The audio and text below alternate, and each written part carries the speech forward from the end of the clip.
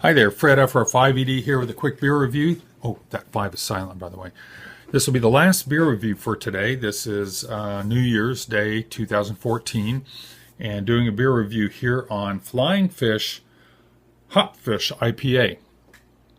And presumably I haven't reviewed this one before. I'm starting to repeat myself. I ran across one in the last couple days that I had done before, and that's not the first time that's happened. So interesting to go back and see what I said before versus now. So hopefully this is not one I've done before. We'll find out. Real quickly, just looking at ratebeer.com, it's a 71 overall, 42 in style as far as the rating, and that's after 364 reviews over on Beer Advocate. It rates an 81, which is good, and that's after 460 ratings. It is 6.2 ABV. The commercial description: at the request of you hopheads, we produce this IPA with a deep golden color, plenty of hop bitterness balanced by malt sweetness. Because of the extensive dry hopping, there's a floral and citrus hop finish. It's then lightly filtered to maintain the appropriate body and flavor. The beer features a combination of American, English, and German malts to balance the large amount of hops. Okay, large amount of hops. The HopFish also uses 3 hop varieties at 5 different times and has been dry hopped for 2 weeks with 22 pounds of nugget whole hops. Okay, sounds interesting, sounds intriguing, sounds hoppy. Let's check it out.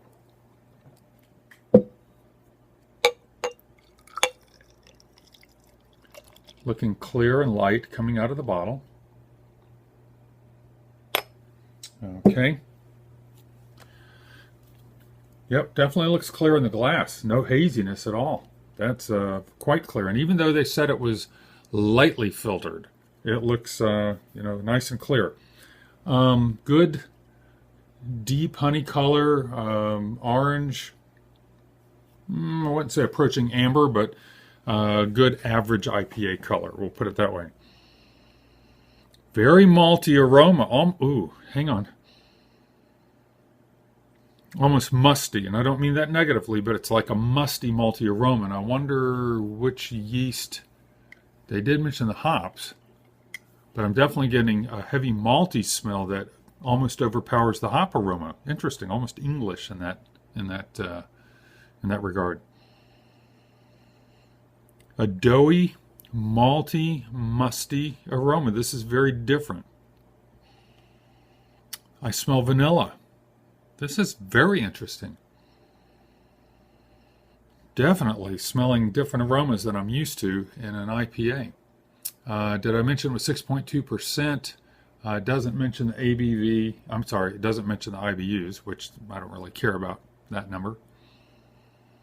But very pastry, doughy, vanilla-y smelling. I'm not used to this. Let's give it a taste.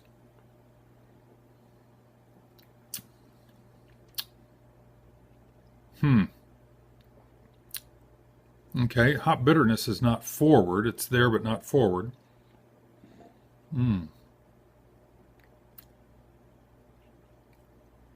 Interesting. It's kind of a flat bready taste. The hop bitterness is there. I don't know if I mentioned this, but on Beer Advocate, it rated an 81 with 460 ratings. Still getting the aroma, very interesting. More malt forward, bread forward.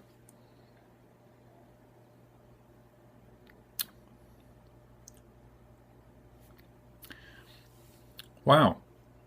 It's very different for an IPA. It's a good rating on Beer Advocate and a 71/42 on Rate Beer.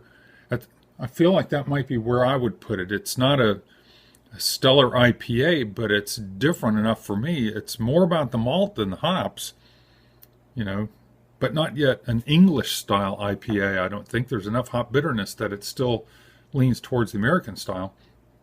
Very interesting.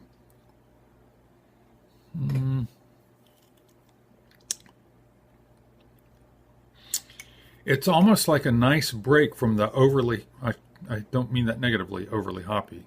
That does sound negative. The heavily hoppy American style, especially West Coast IPAs. It's almost like a nice in between, a nice break from those. So give it a try. I might get that again, especially if I've been going through a lot of very hoppy IPAs. This one might be, with its bitterness still there, but the heavy malt character of it might be a nice break. Flying Fish HopFish IPA. This is Fred, FR5ED, over and out.